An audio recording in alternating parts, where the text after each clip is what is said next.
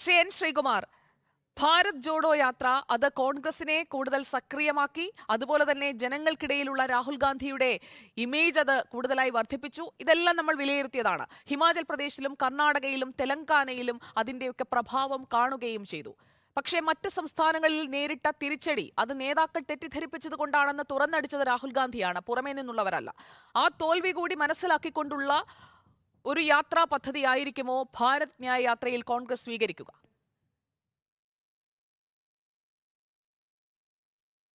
അതായത് രാഹുൽ ഗാന്ധി കന്യാകുമാരിയിൽ നിന്നും ആരംഭിച്ച ഭാരത് ജോഡോ യാത്ര ദക്ഷിണേന്ത്യയിലും അതുപോലെ തന്നെ ഹിമാചൽ പ്രദേശത്തുമൊക്കെ നല്ല ചലനം ഉണ്ടാക്കിയപ്പോൾ പ്രമുഖ സംസ്ഥാനങ്ങളിൽ എന്തുകൊണ്ട് ഉണ്ടാക്കിയില്ല എന്നൊരു തോന്നൽ കോൺഗ്രസ് നേതൃത്വം കഴിഞ്ഞ തെരഞ്ഞെടുപ്പിന് ശേഷം വിലയിരുത്തിയിരുന്നു. അപ്പോൾ അതിൻ്റെ അടിസ്ഥാനപരമായ കാരണം അവർ മനസ്സിലാക്കിയത് പാർട്ടിയുടെ പ്രാദേശിക ഘടകങ്ങൾ വേണ്ടത്ര സജ്ജമായിരുന്നില്ല എന്നുള്ളതാണ്.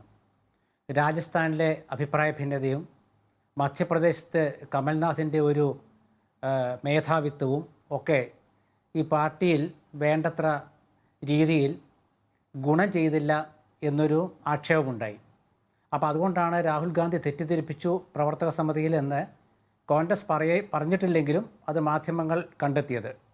അത് തെറ്റായിരിക്കാനുള്ള സാധ്യതയില്ല. കാരണം മധ്യപ്രദേശ് എന്തായാലും തിരിച്ചുപിടിക്കുമെന്നും രാജസ്ഥാനിൽ തങ്ങൾ കൊണ്ടുവന്ന പദ്ധതികൾ മൂലം വീണ്ടും അധികാരത്തിൽ എത്തുമെന്നൊക്കെ പറഞ്ഞത് അവിടെയുള്ള നേതാക്കളാണ്.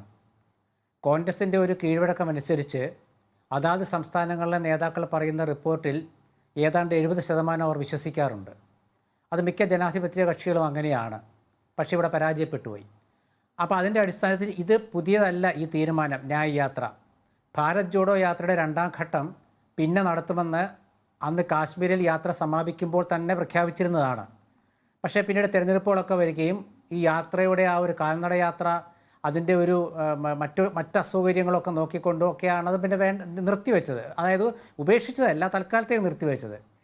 അത് ലോക്സഭാ തിരഞ്ഞെടുപ്പിന് മുമ്പ് പ്രത്യേകിച്ച് മണിപ്പൂരിൽ നിന്ന് തുടങ്ങുമ്പോൾ ഗുണഫലം ഉണ്ടാകുമെന്ന് തന്നെയാണ് കോൺഗ്രസ് കരുതുന്നത്. കാരണം ഈ യാത്ര രണ്ടാമത്തെ യാത്ര കടന്നു പോകുന്നതും മുഖ്യ സംസ്ഥാനങ്ങളിലൂടെയാണ്. യു പിയും മധ്യപ്രദേശും അതുപോലെ തന്നെ മഹാരാഷ്ട്രവും ഒക്കെ ഉൾപ്പെടെ സംസ്ഥാനങ്ങളിലൂടെ തന്നെയാണ്. അപ്പോൾ പാർട്ടി സജ്ജമാക്കാൻ ഇത് നല്ലൊരു വഴിയാണ് എന്ന് കോൺഗ്രസ് കണ്ടെത്തിയതാണ് ഇതിൻ്റെ പ്രധാനപ്പെട്ട കാരണം.